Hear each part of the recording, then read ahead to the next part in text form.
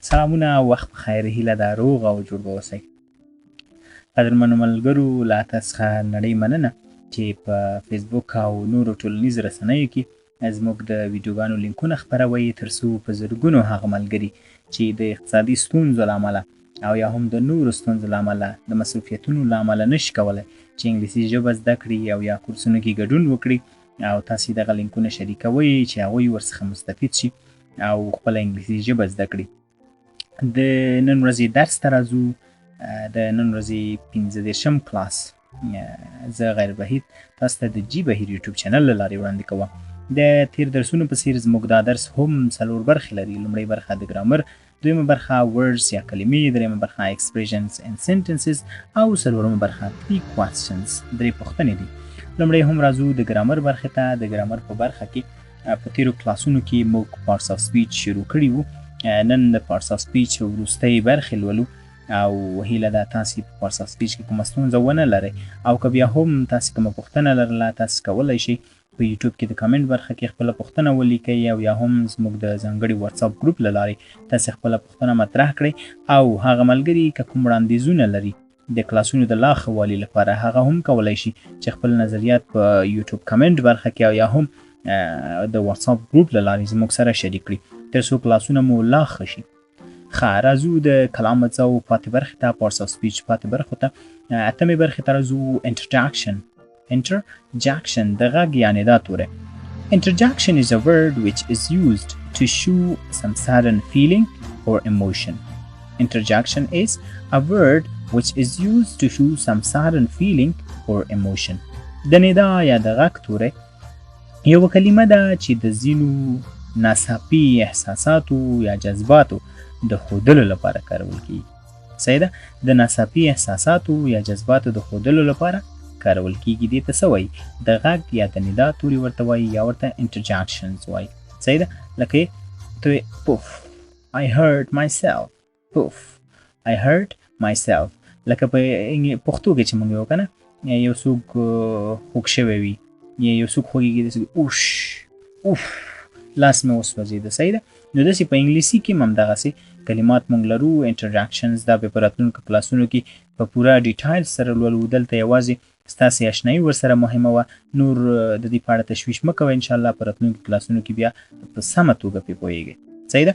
دا اوس زموږ د انټرجکشن برخه د parts of speech اتمه برخه هم دلته پای ته ورسېده. وروستۍ برخې ته راځو. د parts of speech وروستۍ برخه کې موږ ارټیکل لولو. صحیح ده؟ د تعریف توری لولو. article یا د تعریف توری. article is a word which is used with noun or adjective and determines them. article is a word which is used with noun or adjective and determines them. د تعریف توری صحیح ده؟ یو کلمه ده چې د نوم یا صفت سره په کار وړل کیږي او هغه ټاکي یعنی مشخصوي یا ځانګړی کوي. یا صحیح ده؟ نو دا زموږ د تعریف توری شو. څنګه؟ لکه ته وایې چې the girls are lazy. the girls are lazy. جنکیانې تنبلې دي. کومې جنکیانې؟ دا جنکیانې به تاسو ته معلومې دي. تاسو د دوی په اړه مخکې خبرې کړې دي، نو موږ د ده توری ورسره وکاروو، یعنې هماغه ځانګړې کوم چې ما تاته مخکې ښودلي یا تاسو یې په اړه خبرې کړي. صحیح ده؟ نو وایي چې the girls are lazy. یا په یو کلاس کې هلکان وي او جنکیانې وي. صحیح ده؟ یا یو درې څلور جنکیانې وي، یو ګروپ وي، درې څلور بل ګروپ وي. نو ما تاته مخکې ویلي وي یا تاسو بل چا سره مخکې خبرې کړې وي چې دا یو ګروپ، دا A ګروپ چې دی دا لایقه دی، دا B ګروپ کې چې دی کسان کمزوري دي. نو ته وایي چې the girls are lazy. جنکیانې تنبلې دي. کومې؟ هماغه تاسو مشخص کړي، خپل هم په اړه مخکې پرې خبرې کړي. نو دلته ګوره د ده توری چې شو هماغه جنکیانې مشخصې کړي، ځانګړې کړي. صحیح ده؟ نو ناون یې مشخص کړي. girls ناون دی که نه؟ نو ناون یې موږ ته determines که مشخص یې کړه. صحیح ده؟ بل ورپسې وایي چې I have a good pen. I have a good pen. زه یو ښه قلم لرم. صحیح ده؟ نو ای توری دلته څه شی شو؟ دلته یې determines وکړه که نه؟ څه شی determines؟ pen a good pen. صحیح ده؟ یو ښه قلم. نو ګوره good adjective دی که نه؟ یو ښه قلم یې دلته تا ته څنګه کړو؟ determine یې کړو، مشخص یې کړو. صحیح ده؟ نو دا اوس زموږ د تعریف برخه. دا برخه په همدې درس پسې په نورو پرله پسې درسونو کې انشاءالله په پوره ډیټایل سره لولو. صحیح ده؟ ښه، د ګرامر برخه مو همدلته پای ته رسیږي. ورپسې د کلمو یا words برخې ته راځو. او په دې برخه کې 15 لغتونه او هغه لغتونه چې په ورځنیو خبرو اترو کې ډېر د چلښت او کارونې وړ وي لولو. لومړی هم راځو پروننسیشن ته، بیا هغې نه وروسته ژباړې ته راځو. inactive inactive introduce introduce invite invite invitation invitation eyes eyes ښه. inactive معنا غیر فعال. introduce معرفي کول، پیژندنه کول. invite دعوتول، بلل. invitation دعوت یا بلنه. eyes یخ. eyes معنا یخ. په دې سره د کلماتو برخه هم دلته پای ته رسیږي. درېیمه برخه expressions and sentences ته راځو. اصطلاحات او جملې، او په دې برخه کې هغه اصطلاحات او جملې لولو کوم چې په ورځنیو خبرو اترو کې کارول کېږي.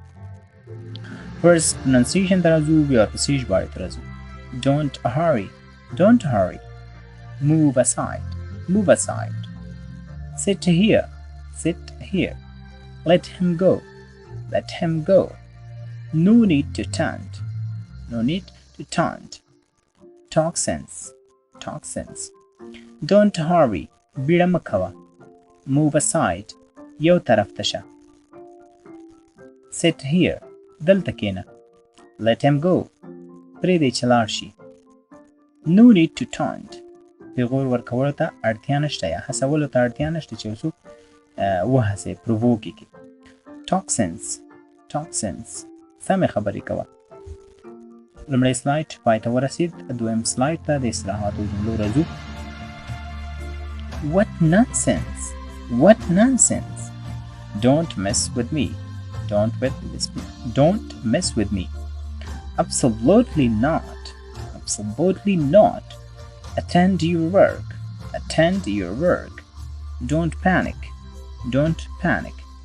it doesn't matter what nonsense دا څه حماقت دی.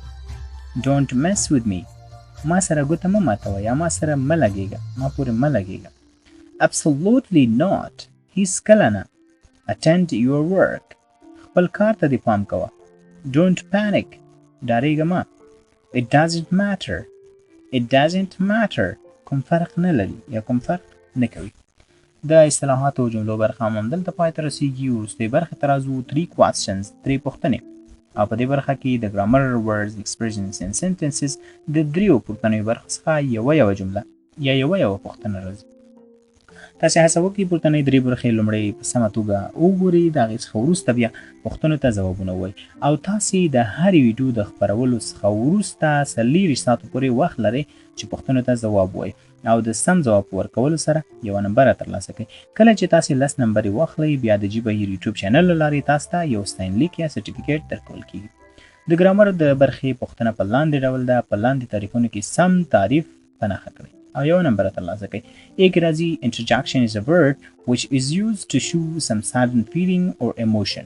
B کې راځي interjection is a word which is not used to show some sudden feeling or emotion. او په C کې راځي interjection is not a word which is used to show some sudden feeling or emotion. صحیح ده؟ د ګرامر د برخې پوښتنه هم دلته پای ته رسیږي. ورپسې دویمه برخې ته راځو، د کلمو برخې ده، او د کلمو په برخه کې موږ هره ورځ یو پښتو جمله، یو پښتو کلمه یو پښتو کلمه او د هغې لپاره 3 سپیلنګز لرو. کوم چې ستاسو په نظر صحیح وي هماغه انتخابوئ او د سم ځواب په ورکولو سره یوه نمبره ترلاسه کوئ. د نن ورځې پښتو کلمه ده معرفي کول. صحیح ده؟ 3 اپشنونه ABC درکړل شوي، یو ترې انتخاب کړئ. راځو وروستۍ برخې او وروستۍ پوښتنې ته، او هغه پوښتنه هم د اصطلاحاتو او جملو د برخې پوښتنه ده، او پوښتنه په دې ډول ده چې څنګه ویلی شو چې پیغور ورکولو ته اړتیا نشته. A کې راځي no need to taunt، په B کې راځي no taunt to need، او په C کې راځي no to need taunt.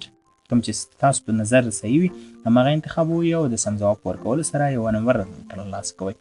په دې سره زموږ د نن ورځې درس همدلته پای ته رسیږي. له لیدو څخه مو یوه نړۍ مننه.